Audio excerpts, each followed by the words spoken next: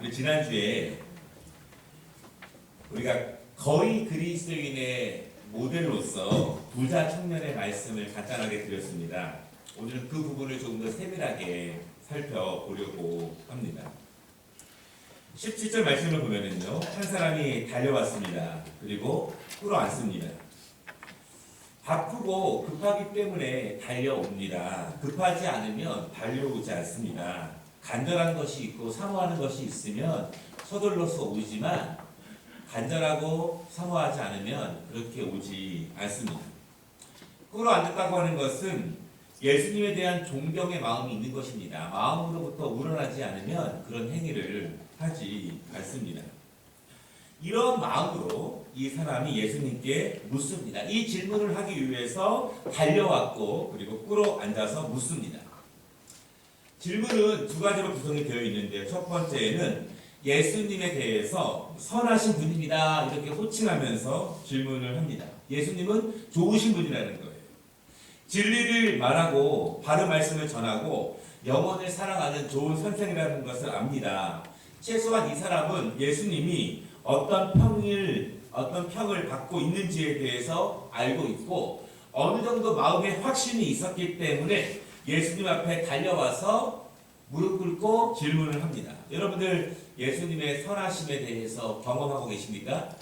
네, 이론적으로가 아니라 어느 정도 마음의 확신을 가지고 오늘 말씀 또한 우리가 예배로 나오는가, 아니면 마음에 어떠한 기대도 없고 확신도 없으면서 우리가 주 앞에 나오는가.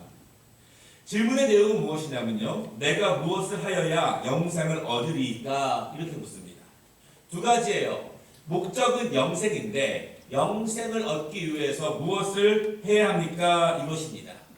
이 사람이 달려온 이유, 사모하는 이유, 허겁지겁 뛰어온 이유, 알기 원하는 것, 예수님 앞에 무릎을 꿇은 이유, 존경을 표하면서 알기 원하는 것은 영생인데 영생을 어떻게 얻습니까? 또한 중요한 것은 그것을 위해서 내가 해야 되는 것은 무엇입니까? 그것이 알고 싶다는 것입니다.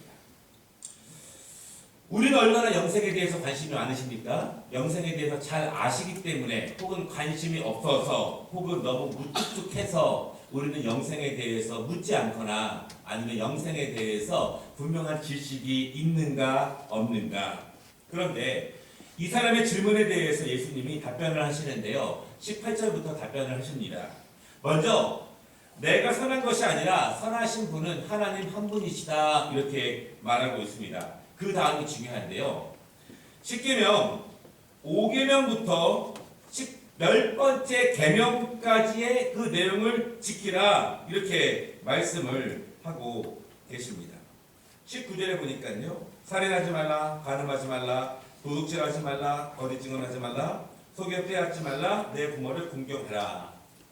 어떻게 하면 영생을 얻겠습니까? 라고 말하는 거에 질문으로 주님은 답변을 6가지, 5계명부터 10계명까지의 6가지 계명을 지키라 이렇게 말합니다. 그런데 그때 그 사람이 이렇게 답변하는 거예요. 20절에 보니까 그가 여쭤오되 선생님이요, 이것은 내가 어려서부터 다 지켰나이다 이렇게 답변을 합니다.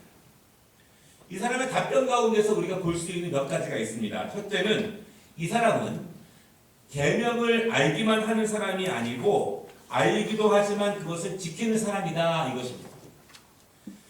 여러분, 그리스도인들에게 신앙적인 아픔이 있다면 그것이 뭐냐면 알고 있는 것을 지키지 못하는 것이 신앙적인 아픔일 거예요. 하나님의 말씀을 몰라서 못 지키는 것이 아니라 아는데도 못 지키는 것이 우리의 신앙적인 고민이고 아픔입니다. 물론 모르는 분도 계실 수 있어요. 물론 알고는 있지만 지키지 못하는 것에 대해서 마음에 꺼림직하는 것이 전혀 없는 분도 있을 수 있지만, 이 사람은 오늘 말씀에 보면은 알기도 잘 알고 지키기도 잘 지키는 사람이다 그렇게 말하고 있습니다. 얼마나 멋있는 모습입니까?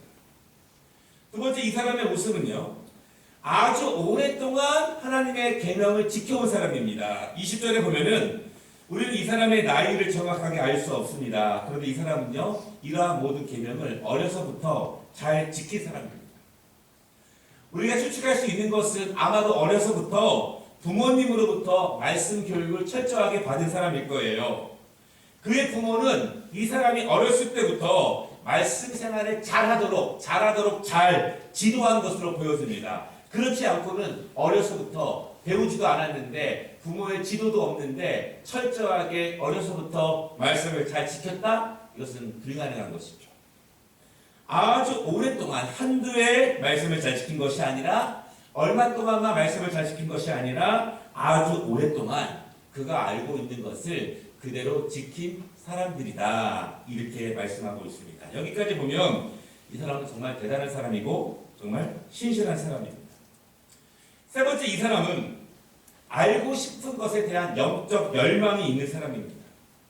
어찌 보면 그동안 잘 해온 사람이에요. 그러나 거기에 만족하는 사람은 아닙니다.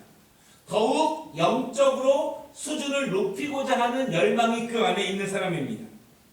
하나님의 말씀에 대해서 지성적인 수준도 올리려고 하는 사람이고 자기의 영적인 수준도 올리려고 노력하는 사람이에요.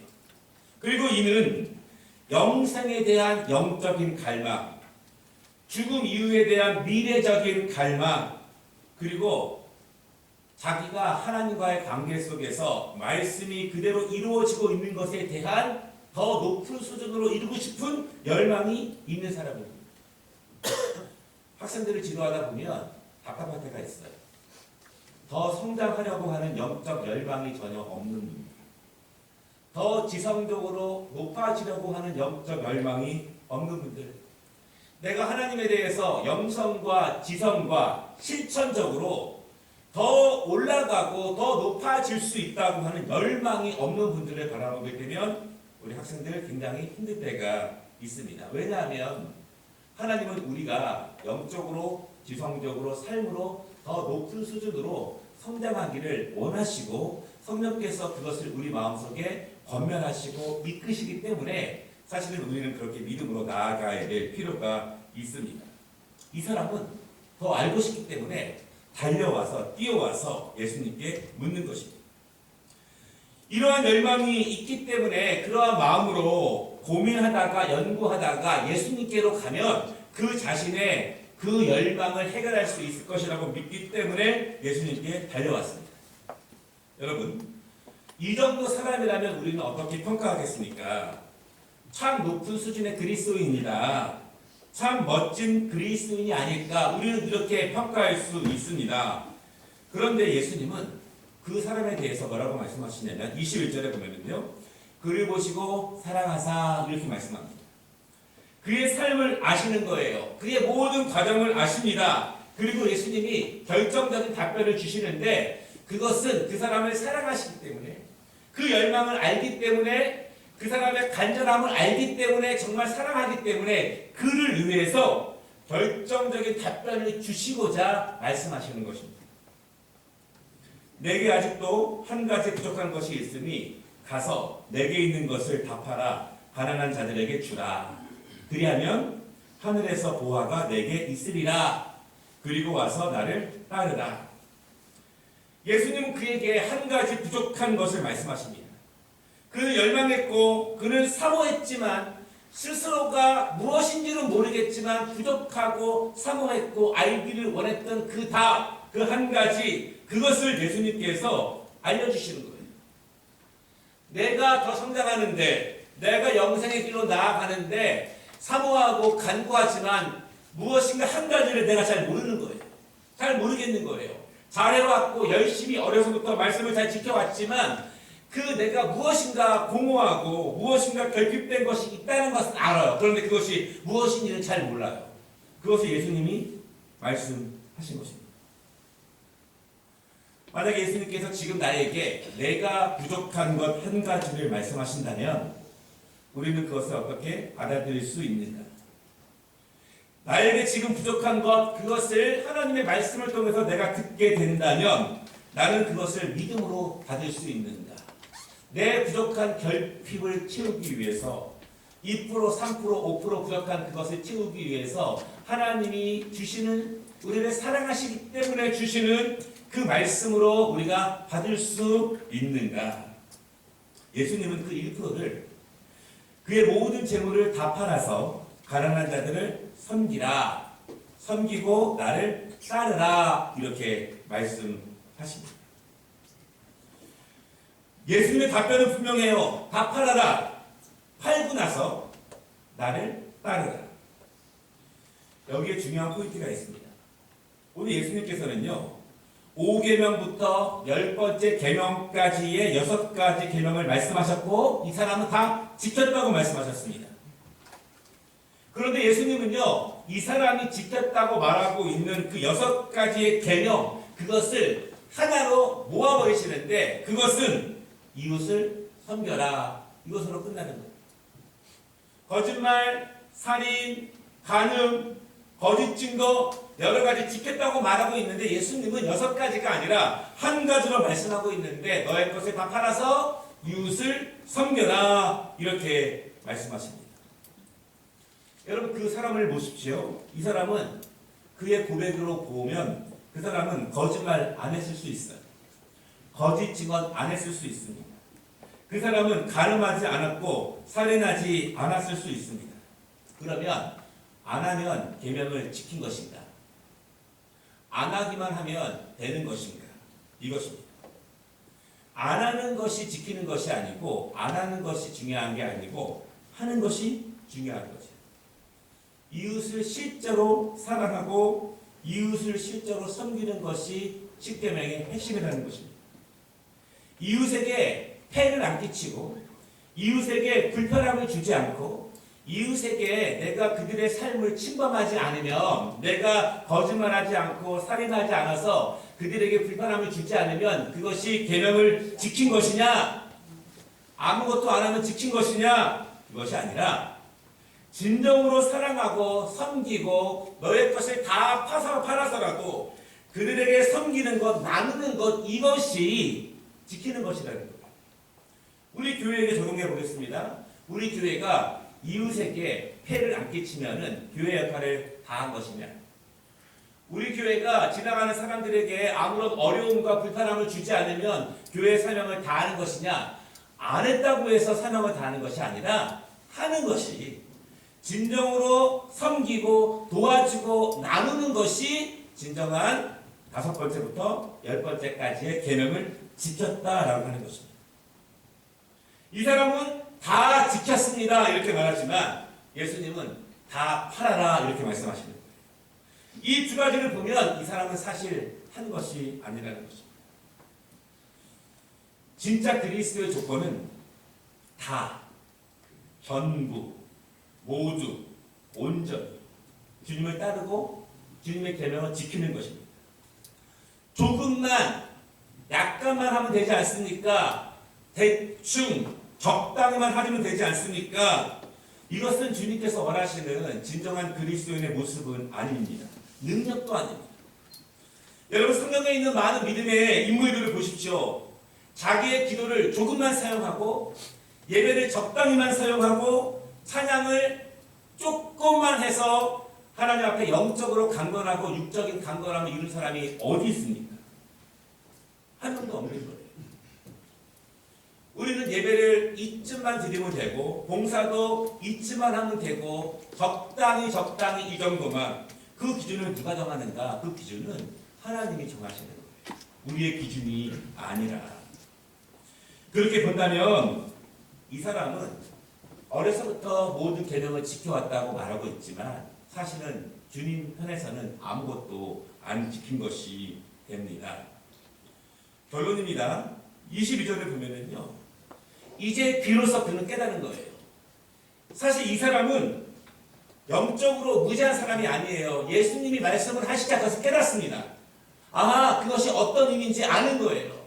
예수님이 말씀하신 것이 자기에게 대해서 무엇을 말씀하시는지 그 핵심을 이 사람은 압니다. 자기가 지킨 것이 사실은 안 지킨 것이라는 것을 알게 됩니다. 내가 믿는 것이 사실은 믿지 못하는 모습이라는 것을 알게 됩니다. 이제는 진짜 것을 그도 알았습니다. 이제 진짜의 것을 지키면 되는 거예요. 그런데 지키지 못합니다. 슬픈 기색이 명백합니다. 진정한 진리의 길을 들었는데, 진정한 축복의 길을 알았는데, 진정한 영적으로 내가 성장하는 방법을 들었는데 당황하는 거예요. 얼굴이 사색이 됩니다. 염려하고 걱정하고 근심합니다. 그리고 슬픈 기색을 하고 집으로 돌아갑니다. 예수님은 따라오라고 말씀하셨다.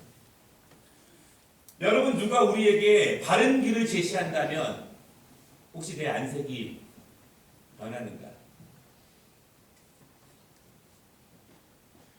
하나님이 우리의 영적인 수준을 성장시키기 위해서 무엇인가 말씀하신다면 우리는 기쁘게 받는가, 아니면 슬픈 기색과 당황한 기색으로 회피를 하고 있는가? 하나님의 뜻을 모르는 것도 안타까운 것이지만 하나님의 뜻을 안 다음에 슬픈 기색으로 돌아가는 것은 더 슬픈 모습이 아닐 수 없습니다. 사랑하는 여러분, 우리가 어떤 경로든지 간에 하나님의 말씀의 진정한 뜻, 나를 향한 내 영적인 성장과 내 수준과 하나님이 우리를 축복의 길로 인도하시기 위한 내가 미처 몰랐던 하나님의 뜻을 내가 들었다면, 그 길을 제시받았다면 그것은 복되고 축복된 일입니다. 왜냐하면 내가 그 길로 간다는 것을 이제 깨달았기 때문에, 내가 그 방법을 알았기 때문에, 축복의 통로를 이제 알았기 때문에 그것은 우리에게 행복한 일이고 우리에게 기쁜 일이라는 사실을 여러분 믿으시기를 바랍니다. 이 사람은 거의 그리스도인이 될 뻔했어요. 거의 될 뻔한 사람이지 진정한 그리스도인이 된 사람은 아닙니다. 바라기는 오늘 이 부자 청년의 모습이 있지만 우리의 모습 속에서는 이 사람의 모습이 없기를 원하고요. 하나님께서 말씀을 통해서 우리를 향한 그 부족했던 것을 말씀해 주신다면 기쁨으로 받아 우리가 더욱더 강건함으로 성장함으로 나아가는 그런 은혜가 되시기를 주님의 이름으로 축원합니다. 기도하겠습니다.